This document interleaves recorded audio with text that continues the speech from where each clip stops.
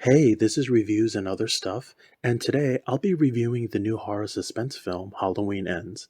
It stars Jamie Lee Curtis, Kyle Richards, Andy Matichak, Will Patton, and Rowan Campbell. As always, my review will be illustrated and the artwork is done by myself. The film is directed by David Gordon Green, who also co wrote the screenplay and directed all the films in this new trilogy. Now, this is a non spoiler review, so everything I discuss will have been shown in the trailer. Absolutely no spoilers. I'll tell you briefly about the plot, the characters, my pros and cons, final thoughts, and if this is worth checking out at your local movie theater. The basic premise pertains to Laurie's final confrontation with Michael Myers, sort of, and it takes place 4 years after the last film. Michael once again continues to terrorize the town of Haddonfield while Laurie is slowly rebuilding her life. She's also working on a memoir while living with her granddaughter. So I'm going to get right to the point and let you know I was very disappointed in this film. When I saw the trailer, I knew I was going to watch it to wrap up the trilogy, but the 2018 reboot was so mediocre and Halloween Kills was so bad. I was just praying in my heart of hearts with just the smallest glimmer of hope that this film may turn things around and actually be decent. Once again, my gut instincts were right. This movie is truly a letdown. It's not horrible by any means, and it's only slightly a smidge better than the last one, and that isn't saying much given how awful that was. And this truly was another missed opportunity. It makes me wonder what was going on behind the scenes. So I'm going to start with my cons and be as vague as possible, and I think the cons will help to really flesh out why this is a bad movie. So the best parts of the film are the first 10 minutes and the last 20 minutes. Everything in between could not sustain the level of momentum those two parts of the film were able to deliver. At times, it felt like a chore to get through, and there just wasn't anything interesting going on in between to hold your attention. The only interesting parts were every time Jamie Lee Curtis was on screen. I kept praying something interesting would happen when the other characters were on screen, but nothing ever materialized. Once again, a missed opportunity. My second con is this is supposed to be a slasher horror film, and there really is no slashing and horror of any kind. It didn't even try to be a slasher horror. There are horrible things that happen to people in this film, and it all seemed pointless and it just came off cruel, like they just have to have kill scenes for the sake of having it. It didn't serve any logical purpose at all to this specific plot, and there wasn't any suspense leading up to those gory kills. I mean, there are a few interesting kills, but mostly towards the end. Once again, a missed opportunity. My third con is there is no real tense, anxiety inducing moments, and the last time I checked, this was supposed to be a slasher horror suspense film.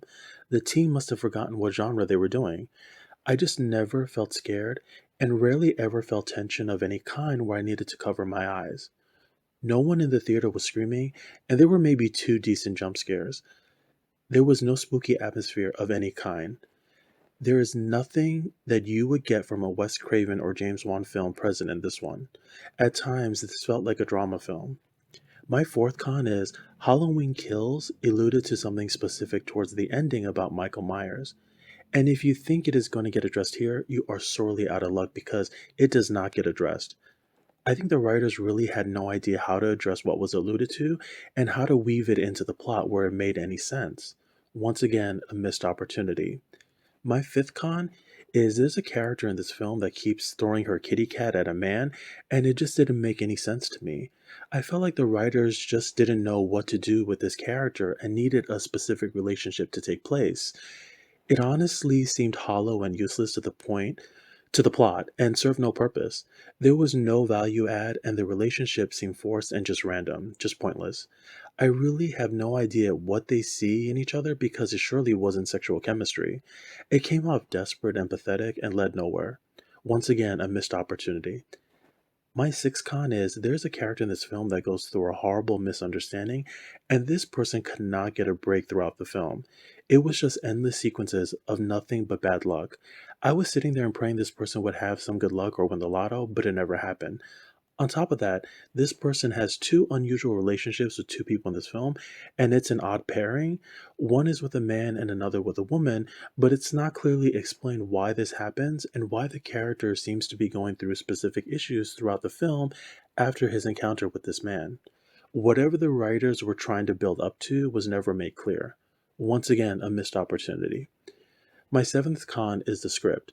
It was poorly written. At times, it seemed amateurish, as if they had no idea what to do, and was pulling things out of a black hole for no reason to justify they had a film requirement with a close to 2 hour runtime. This whole trilogy felt extremely disjointed to me, like the last Star Wars trilogy. There were four screenwriters involved with this film, and it really shows because nothing seemed cohesive. It was like one person wrote the first 10 minutes and the last 20 minutes, and the other writers wrote everything in between. Neither of them bothered to check in with one another and just wrote nonsense just to get to the finish line. It's like they all looked at each other and said, let's just finish this and get our last damn paycheck so we can move on with our lives. We're almost at the finish line. Screw the fans. Now, my eighth con is the supporting cast of side characters served absolutely no purpose and were so poorly written. Everyone seemed to be written to just be an evil douchebag. Not kidding. There were no redeeming qualities about any of the side characters, and it appeared they were all deliberately written to be hateful in order to justify their outcome later in the film as if they somehow deserved it. Now, my ninth and last con is there's a character in this film, a kid in the first act, and his babysitter is watching him, and he was beyond obnoxious. He was fresh as paint. He says some of the most annoying things and made me want to slap and shake him silly. Okay? Okay.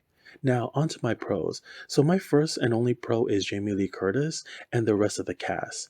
It's great after all this time, she continues to commit to reprising her role because she's a fantastic actress. She's the face and name that goes with this brand, and it would be really hard to see a Halloween film without her. Every time she is on screen and the camera focuses back to her versus the side characters, things just always seem to be more interesting, and you feel the plot is making progress. She's just someone with a lot of screen presence, and every time you see her, you just want to see more. Her performance is great, and she captures so well the spirit of a woman who has been broken but continues to fight on decades later. She's in this film more than the last one because she was hardly in the last one, and she's the main star. It's like the writers forgot. I have nothing bad to say about any of the performances in this film because everyone was great given with what they had to work with script-wise. So this brings me to my final thoughts, and unfortunately, this film falls into the same trap falls as many other sequels, and it really pains me to do this, but this film gets a 4 out of 10 from me. This was very sad and a missed opportunity once again. I really thought that the director and writers had time to turn things around, but they sadly didn't. I think to even call this film a slasher horror suspense would be an insult to all slasher horror suspense films out there. I mean, bless Jamie Lee Curtis because she's the only real saving grace in this film and the glue holding everything together. It's really sad because I felt the team behind this trilogy almost botched this deliberately and couldn't keep things fresh and inventive enough for audiences to remain engaged. This isn't a horrible film, but it really struggles to try and be interesting and inventive in any way. The only engaging parts were the first 10 minutes and the last 20 minutes. I mean, this film belongs in the drama genre. On top of that, the new characters introduced get nothing to do.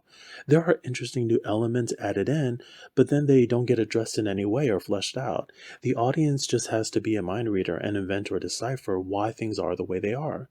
It's just insulting that a team would put out this product and think audiences would just accept and say, screw it, it's a movie, everyone is Boo Boo the Fool, and they'll just take it. Now, I would only say check this out if you need closure to this trilogy and you're a huge fan of Jamie Lee Curtis and the Halloween films, any closure.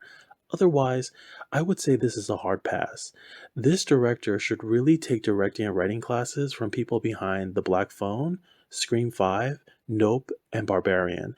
To me, those are the way superior films, and Barbarian is currently out in theaters now, and I'd highly recommend you watch that over this, and also feel free to check out my review for that film on my channel. Hell, I'd even recommend Smile over this, and I thought Smile was mediocre. Now, I hope you enjoyed this review. Also, if you like, please subscribe, helps the channel out a lot. Hit that thumbs up button, feel free to share this with your friends. I try to make a video once a week if I can. Thanks so much for checking out my review, hope you enjoyed it. Leave your comments below, and I hope the pictures put a smile on your face.